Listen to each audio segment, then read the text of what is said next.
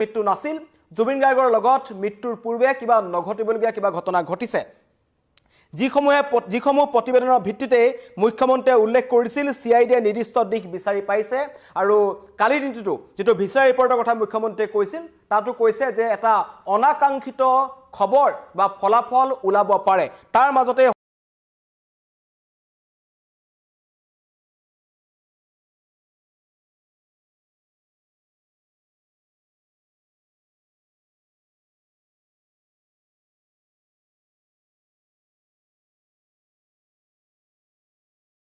মৰণোত্তৰ পৰীক্ষাৰ প্ৰতিবেদনত আহিছে কেতবোৰ ভয়ংকৰ তথ্য তাত আটাইতকৈ ডাঙৰ তথ্যটো আহিছে মৃত্যুৰ পূৰ্বে জুবিন গাৰ্গৰ লাওখোলাত আঘাতৰ চিন পোৱা গৈছে এটো গুৱাহাটীত হোৱা দ্বিতীয়বাৰ কাৰণে যেটো হৈছিল মৰণোত্তৰ পৰীক্ষাৰ প্ৰতিবেদনত এবোৰ ভয়ংকৰ তথ্য আহিছে জুবিন গাৰ্গৰ সেন্ট্ৰেল নাৰ্ভাছ সিস্টেমত হোৱা আঘাতৰ বাবে মগজুত গ্লাইৰোসিস নামৰ অংশত পোৱা গৈছে পৰিৱৰ্তিত অৱস্থা এয়া মৰণোত্তৰ পৰীক্ষাৰ প্ৰতিবেদনৰ কিছু অংশ লগতে মৃত্যুৰ পূৰ্বে জুবিন গাৰ্গৰ লাওখোলাত আঘাত থকা বুলি মৰণোত্তৰ পৰীক্ষাত সন্নিবিষ্ট কৰিছে বিশেষজ্ঞ চিকিৎসকসকলে ইয়াৰ পৰা প্ৰমাণ হয় যে জুবিন গাৰ্গৰ এই মৃত্যু স্বাভাৱিক মৃত্যু নাছিল জুবিন গাৰ্গৰ লগত মৃত্যুৰ পূৰ্বে কিবা নঘটিবলগীয়া কিবা ঘটনা ঘটিছে যিসমূহ প্ৰতিবেদনৰ ভিত্তিতে মুখ্যমন্ত্ৰীয়ে উল্লেখ কৰিছিল সিআইডিয়ে নিৰ্দিষ্ট দিশ বিচাৰি পাইছে আৰু কালিৰ দিনটো যেটো ভিছাৰ ৰিপৰ্টৰ কথা মুখ্যমন্ত্ৰীয়ে কৈছিল তাতো কৈছে যে এটা অনাকাংক্ষিত খবৰ বা ফলাফল ওলাব পাৰে তাৰ মাজতে হঠাৎ এই কথা আহিছে যে জুবিন গাৰ্গৰ লাওখোলাত আঘাতৰ চিন পোৱা গৈছে এটো মৰণোত্তৰ পৰীক্ষাৰ প্ৰতিবেদনৰ এটা অংশ যত বিশেষজ্ঞ চিকিৎসকসকলে এই কথা কৈছে যে জুবিন গাৰ্গৰ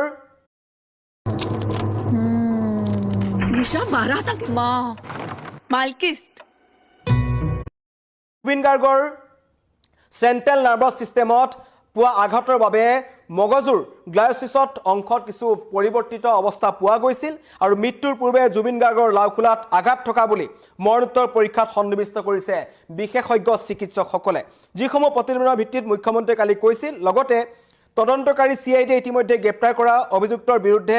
জুবিন গাৰ্গৰ অস্বাভাৱিক মৃত্যুৰ ক্ষেত্ৰত ভাৰতীয় ন্যায় সংহিতাৰ 103 অনিচ্ছাকৃত হত্যাৰ কাৰণে 105 আৰু অৱহেলাৰ ফলত মৃত্যুৰ কাৰণে 106 এক ধাৰাটো আৰোপ কৰিছে সন্নিবিষ্ট কৰিছে ইয়াৰ পৰা এটা কথা গম পোৱা যায় যে মুখ্যমন্ত্ৰীয়ে কোৱা নিৰ্দিষ্ট দিশ যোনটো কথা কৈছে কাৰণ মুখ্যমন্ত্ৰীয়ে আগতে কৈছিল যে হত্যাও হ'ব পাৰে শেখৰ জ্যোতি গোস্বামীয়ে মন্তব্য কৰিছিল যে সিদ্ধাৰ্থ শৰ্মাই জুবিন গাৰ্গক বিহপান কৰি হত্যা কৰিছে তাৰ আগতেই জুবিন গাৰ্গে মূৰত কেনেকৈ আঘাত পালে জুবিন গাৰ্গ ইয়ত পাৰ্টিটোত প্ৰথমতে পৰি গৈছিল নেকি কাৰণ জুবিন গাৰ্গ আগতে কেইবাবাৰো ষ্টুডিঅ'ত তেওঁ পৰি গৈছে ডিব্ৰুগড়ত অসম জাতীয়তাবাদী যুৱ ছাত্ৰ পৰিষদৰ শ্ব' কৰি যেতিয়া তেখেত এখন হোটেলত আছিল তাৰো বাৰ্থৰুমত জুবিন গাৰ্গ পৰি গৈছিল অনুৰূপ ঘটনাই সংঘটিত হৈছিল নেকি ছিংগাপুৰত সেই ঘটনা লুকুৱাই ৰখা হৈছিল নেকি তাৰ পাছত জুবিন গাৰ্গৰ স্বাস্থ্যৰ অধিক অৱনতি ঘটিছিল নেকি তেনেবোৰ প্ৰশ্ন এতিয়া উত্থাপন হৈছে জানি বুজি পৰিয়ালৰ লোকক সেই খবৰ দিয়া হোৱা নাছিল নেকি জুবিন গাৰ্গৰ ইয়াৰ পূৰ্বে সেই ইয়টত পাৰ্টিত থকাৰ সময়তেই পানীত নমাৰ আগতেই জুবিন গাৰ্গ অসুস্থ হৈছিল নেকি বহু তথ্য বহু প্ৰশ্ন এতিয়া নতুনকৈ উদ্ভাৱন হৈছে কিন্তু এই মুহূৰ্তত আপোনালোকক জনাইছো মৃত্যুৰ পূৰ্বে জুবিন গাৰ্গৰ লাওখোলাত পোৱা গৈছে আঘাতৰ চিন এয়া মৰণোত্তৰ পৰীক্ষাৰ প্ৰতিবেদনৰ এটা তথ্য যেটো সিআইডিৰ ফালৰ পৰা কিছু তথ্য আহিছে আৰু কালিও মুখ্যমন্ত্ৰীয়ে যিবোৰ মন্তব্য কৰিছিল সেই মন্তব্যটো এটা কথা স্পষ্ট হৈ গৈছিল যে তদন্ত প্ৰক্ৰিয়াটো চলি আছে তদন্তত বহু ডাঙৰ ডাঙৰ ক্লু সিআইডিয়ে পাইছে আৰু এটা তেওঁ কৈছিল যে শীঘ্ৰেই এটা অনাকাংক্ষিত ফলাফল লাভ কৰাটো নিশ্চিত অতি শীঘ্ৰেই অনাকাংক্ষিত ফলাফল লাভ কৰাটো নিশ্চিত বুলি তেওঁ মন্তব্য কৰিছিল আৰু সমগ্ৰ অসমবাসীয়ে বিচাৰি আছে বিশেষকৈ গৰিমা শইকীয়া গাৰ্গৰ পৰা আৰম্ভ কৰি পৰিয়ালৰ সকলোৱে বিচাৰি আছে কি পৰিস্থিতিত 19 ছেপ্টেম্বৰত জুবিন গাৰ্গৰ মৃত্যু হ'ল কি পৰিস্থিতিত জুবিন গাৰ্গ দুৰ্ঘটনাত পতিত হ'ল জুবিন গাৰ্গক তালৈ লৈ গৈছিল নেকি তেনেকুৱা ধৰণৰ এটা ঘটনা সংঘটিত কৰাবৰ কাৰণে পৰিকল্পিত হত্যাকাণ্ড আছিল নেকি টকাৰ লেনদেনৰ কাৰণে হত্যাকাণ্ড সংঘটিত কৰা হ'ল নেকি আগতীয়াকৈ কোনোবা বা এনেকুৱা ধৰণৰ চক্ৰান্তত পৰি জুবিন গাৰ্গক হত্যা কৰিবলৈ কোনোবাই আগতীয়াকৈ এখন এনেকুৱা ধৰণৰ এটা ব্লুপ্ৰিন্ট ৰচনা কৰিছিল নেকি ছিংগাপুৰৰ একাংশ লোক তাত জড়িত আছে নেকি সিদ্ধাৰ্থ শৰ্মা বা এই সন্দীপন গাৰ্গ শেখৰ জ্যোতি গোস্বামী অমিপ্ৰভা মহন্ত তেওঁলোকৰ চকুৰ সন্মুখত কি হৈছিল সকলোৱে কিন্তু বেলেগ বেলেগ ধৰণৰ মন্তব্য কৰিছে কিছুমানে প্ৰথমতে মন্তব্য কৰিছিল পানীত সাঁতুৰি থকা অৱস্থাত জুবিন গাৰ্গৰ মুখেৰে ফেন ওলায় দ্বিতীয় অৱস্থাত তেওঁ সাঁতুৰিবলৈ যোৱা অৱস্থাত ভাগৰি পৰিছিল পানীত ডুবি জুবিন গাৰ্গৰ মৃত্যু হ'ল বুলি ক'লে অমিত প্ৰভা মহন্তই মন্তব্য কৰিলে যে নহয় জুবিন গাৰ্গে নিজেই পানীত নামিছিল আৰু পৰৱৰ্তী সময়ত তেখেত ভাগৰুৱা হৈ পৰিছিল প্ৰথমতে শেখৰ জ্যোতি গোস্বামী আহি মন্তব্য কৰিলে যে তেওঁই জুবিন গাৰ্গক ওপৰলৈ দাঙি আনিছিল আৰু শেষত CID জেৰাত তেওঁ কিন্তু মন্তব্য কৰি দিলে যে সিদ্ধাৰ্থ শৰ্মাই বিহ পাৰণ কৰি জুবিন গাৰ্গক হত্যা কৰিছে এনে কেতবোৰ মন্তব্যৰ পাছত সকলোৰে বেলেগ বেলেগ মন্তব্যৰ পাছত এই ঘটনাটো অধিক ৰহস্যৰ মাজলৈ সোমাই গৈছিল কিন্তু এই মৰণোত্তৰ পৰীক্ষাৰ প্ৰতিবেদনখন অত্যন্ত গুৰুত্বপূৰ্ণ আছিল ভিছাৰা ৰিপৰ্টটো ইতিমধ্যে পৰখি আহি পাইছে SITয়ে GMCHৰ বিশেষজ্ঞ চিকিৎসকক সকলো গতাই দিছে কিন্তু GMCHৰ যোনটো আছিল ৰাইজৰ বিপুল দাবীত কাৰণ চৰকাৰে কৰিবলৈ বিচৰা নাছিল জুবিন গাৰ্গৰ নশ্বৰ দেহটো বেয়া হৈ যাব বুলি ভয় কৰিছিল আৰু পৰৱৰ্তী পৰ্যায়ত ৰাইজে যেটা দাবী কৰিলে অসমবাসী যেটা দাবী কৰিলে যে নহয় অসমতো মৰণোত্তৰ পৰীক্ষা এটা কৰিব লাগিব GMCHত কৰিব লাগিব সেইকাৰণে GMCHলৈ জুবিন গাৰ্গৰ নশ্বৰ দেহ লৈ যোৱা হৈছিল তাত বিশেষজ্ঞ চিকিৎসকসকলে জুবিন গাৰ্গৰ মৰণোত্তৰ পৰীক্ষা কৰিছিল আৰু প্ৰতিবেদনত যিবোৰ ভয়ংকৰ তথ্য আহিছে তাত আটাইতকৈ ভয় লগা দিশটো হৈছে জুবিন গাৰ্গৰ লাওখোলাত আঘাতৰ চিন কোনে সেই আঘাত জুবিন গাৰ্গৰ মূৰত দিলে কোনে কেনেকৈ জুবিন গাৰ্গে মূৰত আঘাত পালে সেই কথা কিন্তু প্ৰথমতে কোৱা হোৱা নাছিল আৰম্ভণিৰ পৰা কোৱা হোৱা নাছিল প্ৰথমতে কৈ থকা হৈছিল যে হঠাৎ জুবিন গাৰ্গ অসুস্থ হৈছিল যদি হঠাৎ জুবিন গাৰ্গ অসুস্থ হ'ল তেন্তে সেই মৃত্যুৰ আগতে তেখেতৰ মূৰত এই লাওখোলাত আঘাতৰ চিনটো কেনেকৈ আহিল সেইটো এটা ডাঙৰ প্ৰশ্ন অধিক ৰহস্যৰ মাজলৈ সোমাই গৈছে সেই কাৰণে তদন্তকাৰী CID ইতিমধ্যে গ্ৰেপ্তাৰ কৰা অভিযুক্তৰ বিৰুদ্ধে অস্বাভাৱিক মৃত্যুৰ ক্ষেত্ৰত ভাৰতীয় ন্যায় সংহিতাৰ BNSৰ 103 অনিচ্ছাকৃত হত্যা 105 অবহেলাৰ ফলত মৃত্যুৰ কাৰণে 1061 ধাৰা আৰোপ কৰিছে আৰু কোনো অপৰাধী অভিযুক্ত যাতে হাৰি যাব নোৱাৰে তাৰ কাৰণে সকলো বদ্ধপৰিকৰ বিশেষকৈ পৰিয়াল তথা সমগ্ৰ অসমবাসী ৰাইজে কৈছে যে এই জুবিন গাৰ্গৰ মৃত্যু কেনেকৈ হ'ল অসমৰ এটা কণ্ঠ হঠাৎ ছিংগাপুৰৰ সাগৰত কেনেকৈ নাইকিয়া হৈ গ'ল সেই ঘটনাটো চালি জাৰি চাব লাগে জুবিন গাৰ্গক তালৈ মাতি নিয়া হত্যা কৰা হৈছিল কাৰণ শ্যামকানু মহন্ত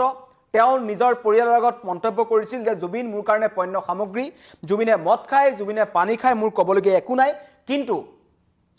তেওঁক মই ব্যৱহাৰ কৰিম হয়তো ব্যৱহাৰ কৰিবৰ কাৰণে লৈ যোৱা হৈছিল শ্যামকানু মহন্তৰ ইয়াত হাত আছে নেকি টকাৰ লেনদেন আছে নেকি সিদ্ধাৰ্থ শৰ্মাৰ লগত কিবা গোপন বুজাবুজি শ্যামকানু মহন্তৰ হৈছিল নেকি সন্দীপন গাৰ্গে কি কথা জানে কাৰণ সন্দীপন গাৰ্গে কিন্তু কোৱা নাছিল এতিয়ালৈকে যে জুবিন গাৰ্গৰ লগত প্ৰকৃততে কি হৈছে তেখেতক 14 দিন 15 দিন তেওঁ জুবিন গাৰ্গৰ ঘৰতে লুকাই থাকিল পৰৱৰ্তী সময়ত ৰাইজৰ বিপুল দাবীৰ পাছত তেখেতক CIDয়ে জেৰা কৰিলে গ্ৰেপ্তাৰ কৰিলে এতিয়ালৈকে কোনে মুখ খোলা নাই অমিত প্ৰভা মহন্তৰ মন্তব্য আমি সকলোৱে দেখি আছো সুস্মিতা গোস্বামী নামৰ ছোৱালীজনী অত্যন্ত এগৰাকী ৰহস্যময়ী যুৱতী কোৰ পৰা আহিল কেনেকৈ আহিল কোনে সেই ইয়ত পাৰ্টিত লৈ তেখেতক মাতিলে সকলো ৰহস্যৰ আৱৰ্তত আছে জুবিন গাৰ্গক পৰিকল্পিতভাৱে প্ৰবাসী অসমীয়াসকলৰ মাজত কোনে নি হত্যা কৰিলে সেয়াৰ তদন্ত লাগে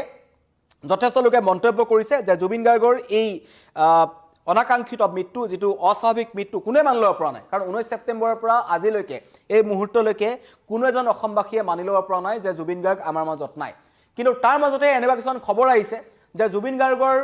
মূৰত বা লাওখোলাত আঘাতৰ চিন আছিল মানে মানুহজনক হত্যা কৰা হৈছিল নেকি মানুহজনক কোনোবাই পৰিকল্পিতভাৱে আগতে হত্যা কৰিছিল নেকি তাৰ পিছত তেখেতক পানীত পেলাই দিছিল নেকি এনে কেতবোৰ ঘটনা আছে কাৰণ অসম আৰক্ষীয়ে ছিংগাপুৰত তদন্ত কৰিবলৈ যাব নোৱাৰে যদিও যায় কিমান দিনৰ পিছত যাব সেই সাগৰৰ বুকুত কেনেকুৱা ধৰণৰ তথ্য সমল বিচাৰি পাব হেতু মই নকলো আপোনালোকে বুজি পাইছে হোটেল পেচিফিক যিখন ছিংগাপুৰৰ এখন আটাইতকৈ ডাঙৰ হোটেল বুলি কোৱা যায় এখন টপ 5 হোটেলৰ ভিতৰত পৰে তাৰ 33 নম্বৰ যেটো ফ্লোৰ আছিল তাৰ জুবিন গাৰ্গ আছিল সেই কোঠাটোত যদি এতিয়া গৈ অসম আৰক্ষীয়ে বিচাৰ কুচাৰ কৰে কি তথ্যমান পাব হেতু মই নকলো আপোনালোকে বুজি পাইছে মানে ছিংগাপুৰৰ তদন্ত অসম আৰক্ষীয়ে কৰিব নোৱাৰে সেই কথা আউপিককৈ ADGPয়ে কৈ দিছে আৰু তেওঁ এটা কথা কৈছিল যে আমাৰ গৈ তাত তদন্ত কৰিবলৈ কিছু অসুবিধা আছে ছিংগাপুৰত তদন্ত নকৰাকৈ জুবিন গাৰ্গৰ এই সমগ্ৰ ঘটনাটোৰ তদন্ত প্ৰক্ৰিয়া কিমান ভালকৈ হ'ব সেয়া আপুনি মই সহজে বুজি পাইছো জুবিন গাৰ্গৰ এই লাওখোলাত যি আঘাতৰ চিন পোৱা গৈছে এই ঘটনাই এই তথ্যটো আসলতে মৰণোত্তৰ পৰীক্ষাৰ প্ৰতিবেদনৰ যেটো তথ্য অধিক ৰহস্যৰ মাজলৈ ঠেলিছে আৰু এতিয়া হয়তো সকলোৰে মনত যেটো সন্দেহ আছিল যে জুবিন গাৰ্গক পৰিকল্পিতভাৱে হত্যা কৰা হ'ল আৰু সেই কথা এতিয়া লাহে লাহে এই মৰণোত্তৰ পৰীক্ষাৰ প্ৰতিবেদনত ওলাবলৈ ধৰিছে আৰু সেই ঘটনাৰ পাছত এতিয়া সমগ্ৰ অসমবাসীয়ে পুনৰ লিখিছে জাষ্টিস ফৰ জুবিন গাৰ্গ যিকোনো মুহূৰ্তত যিকোনো মুহূৰ্তত ডাঙৰ আপডেট আহিব পাৰে কাৰণ মুখ্যমন্ত্ৰীয়ে কিন্তু কালিৰ দিনটোতে ইংগিত দিছিল যে ভিছা ৰিপৰ্টটো পোৱাৰ পাছত মৰণোত্তৰ পৰীক্ষাৰ প্ৰতিবেদন পোৱাৰ পিছত দুটা ৰিপৰ্ট মিলাই চোৱাৰ পাছত আমি যথেষ্ট আশাবাদী যে এটা অনাকাংক্ষিত ফলাফলৰ দিশে আমি গৈ আছো হঠাৎ সকলো ধৰা পৰিব পাৰে কোনে এই ব্লুপ্ৰিণ্ট ৰচনা কৰিছিল কোনে কেনেকৈ এই ঘটনাটো গাপ দিবলৈ চেষ্টা কৰিছিল কাৰণ দুৰ্ঘটনা সংঘটিত হ'ব পাৰে সেইটো কোনো ডাঙৰ কথা নহয় দুৰ্ঘটনাটো গাপ দিবলৈ কিয় চেষ্টা কৰা হ'ল এই জুবিন গাৰ্গৰ একেবাৰে কাষত থকা মানুহখিনি জুবিন গাৰ্গক আমি যেটো দেখি আছো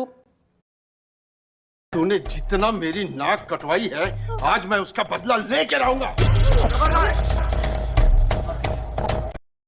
দেখি আছো 1992 চনৰ পৰা তাৰ পিছত লাহে লাহে জুবিন গাৰ্গৰ কাষত এই ৰঘুমলাৰ দৰে কিছুমান মানুহ আহিছিল যিসকলে জুবিন গাৰ্গ নামৰ বটবৃক্ষজোপাৰ কাষত ৰৈ তেওঁলোকে নিজৰ ব্যৱসায় চলাই গৈছিল নিজৰ কোনোবাই ষ্টুডিঅ' খুলিছিল কোনোবাই 6 লাখ টকীয়া মাইক্ৰফোনটো জুবিন গাৰ্গক 16 লাখ টকাত বিক্ৰী কৰিলে চাবলৈ গ'লে শেখৰজ্যোতি গোস্বামীৰ ষ্টুডিঅ'টো জুবিন গাৰ্গৰ ষ্টুডিঅ'তকৈ বেছি ডাঙৰ বেছি ইকুইপমেণ্টছ থকা এটা ষ্টুডিঅ' শেখৰজ্যোতি গোস্বামীয়ে খুলিছিল আৰু এইবোৰ পৰজীৱী উদ্ভিদৰ কাষতেই গৈ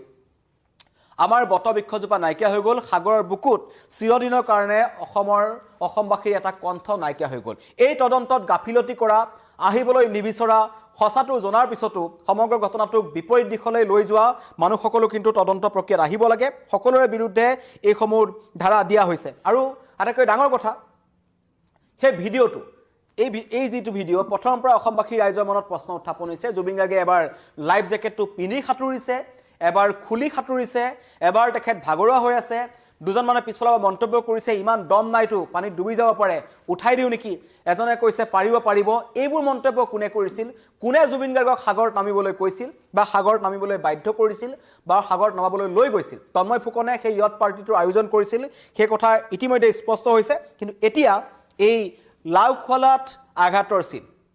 মৃত্যুৰ পূৰ্বে এই ঘটনাই কিন্তু সমগ্ৰ ঘটনাটো অধিক ৰহস্যৰ মাজলৈ নিছে এখন ইয়াৰ আৰু নতুন নতুন তথ্য আহিব এখন সম্পূৰ্ণ মৰণোত্তৰ পৰীক্ষাৰ প্ৰতিবেদনখন কোৱা নাই মাত্ৰ এটা পইণ্ট আপোনালোকক জনাইছো যে জুবিন গাৰ্গৰ মৃত্যু স্বাভাৱিক নাছিল বুলি আমি যিটো সন্দেহ কৰি থকা হৈছে সেই সন্দেহটো আখৰে আখৰে প্ৰমাণ হ'ব নিচিনা লাগি আছে কাৰণ জুবিনৰ ৰহস্যজনক মৃত্যুৰ সন্দৰ্ভত গুৱাহাটীত সম্পন্ন হোৱা মৰণোত্তৰ পৰীক্ষাৰ প্ৰতিবেদনত আহিছে এই ভয়ংকৰ তথ্য জুবিন গাৰ্গৰ চেণ্ট্ৰেল নাৰ্ভাছ ছিষ্টেমত হোৱা আঘাতৰ বাবে মগজুত পৰিৱৰ্তিত অৱস্থা পোৱা গৈছে লগতে মৃত্যুৰ পূৰ্বে জুবিন গাৰ্গৰ লাউখোলাত আঘাত থকা বুলি মৰণোত্তৰ পৰীক্ষাৰ প্ৰতিবেদনত সন্নিৱিষ্ট কৰিছে বিশেষজ্ঞ চিকিৎসকসকলে এই ঘটনাই এই তথ্যৰ পাছত এতিয়া সমগ্ৰ ঘটনা অধিক ৰহস্যৰ মাজলৈ সোমাই যোৱা হৈছে কাৰণ কোনে হত্যা কৰিলে কি কাৰণত জুবিন গাৰ্গৰ সৈতে কাৰ ইমান শত্ৰুতা আছিল কাৰণ কালিৰ দিনটোত জুবিন গাৰ্গৰ নতুনকৈ যিখন সিনেমা আহি আছে ৰৈ ৰৈ বিনালে তাৰ এগৰাকী অভিনেত্ৰীয়ে মন্তব্য কৰিলে যে ৰৈ ৰৈ বিনালেখনৰ শ্বুটিঙৰ সময়তো একেদিনাই দুটা অনুষ্ঠান থকাক লৈ সিদ্ধাৰ্থ শৰ্মাৰ জুবিন গাৰ্গৰ মাজত কাজিয়া হৈছিল গালিগালাজ কৰিছিল জুবিন গাৰ্গে সিদ্ধাৰ্থ শৰ্মাক সেইবোৰৰ কাৰণে প্ৰতিশোধ লবৰ কাৰণেই জুবিন গাৰ্গক সিদ্ধাৰ্থ শৰ্মাই ছিংগাপুৰলৈ লৈ গৈছিল নেকি যাতে বিদেশত যদি জুবিন গাৰ্গৰ লগত কিবা এটা সংগত হয় তেন্তে সেই তদন্ত প্ৰক্ৰিয়া যে লেহেমিয়া হ'ব বা বহু যে খুৰুঙা থাকি যাব সেই কথা এওঁলোকৰ নিচিনা একাংশ চতুৰ মানুহে হয়তো জানিছিল আৰু এইটো এটা ব্লুপ্ৰিণ্ট ৰচনা কৰিছে কাৰণ শ্যামকানু মহন্তই প্ৰথমৰ পৰা এটা মন্তব্য কৰিছিল 19 তাৰিখে জুবিন গাৰ্গৰ কায়িকভাৱে নাইকিয়া হ'ল বুলি আমি গম পালোঁ তাৰ পিছত কেইবাদিনো 1 অক্টোবৰত গ্ৰেপ্তাৰ হ'ল শ্যামকানু মহন্ত আৰু সিদ্ধাৰ্থ শৰ্মা এই সময়খিনিত তেওঁলোকে একাধিকবাৰ আহি নিজকে নিৰ্দোষী সজাবলৈ চেষ্টা কৰিছিল শ্যামকানু আৰু তাৰ পিছৰ পৰ্যায়ত নিজকে নিৰ্দোষী বুলি তেওঁলোকে বচাবলৈ চেষ্টা কৰিছিল কিন্তু পৰৱৰ্তী পৰ্যায়ত ৰাইজৰ বিপুল দাবীৰ পিছত তেওঁলোকক গ্ৰেপ্তাৰ কৰা হ'ল আৰু এতিয়া মৰণোত্তৰ পৰীক্ষাৰ প্ৰতিবেদনত কেতবোৰ ভয়ংকৰ তথ্য আহিছে পৰৱৰ্তী সময়ত আমি অধিক ভালকৈ এই মৰণোত্তৰ পৰীক্ষাৰ প্ৰতিবেদনত কি আছে আপোনালোকক সঠিকভাৱে জনাম